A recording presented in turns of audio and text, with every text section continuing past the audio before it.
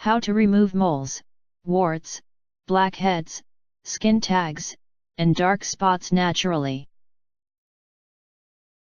Apple cider vinegar. To begin with, soak a cotton pad in a little bit of ACV. Next, put it on the mole after make use of a bandage or medical tape to secure it. Let it act for couple of HRS.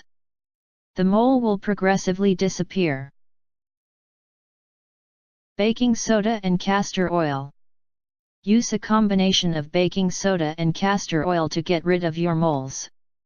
Combine the two ingredients right into a paste after use the mixture around the mole. Later on, cover it having a bandage and let it act overnight. The following morning, take away the bandage and wash the area completely. Repeat exactly the same procedure every night.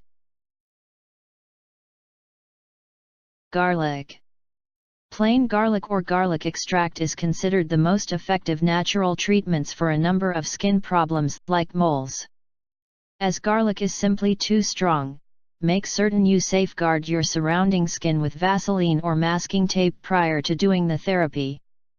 Apply some crushed garlic or garlic extract towards the mole, after make use of a bandage to cover it. Allow it to act for around 4 HRS.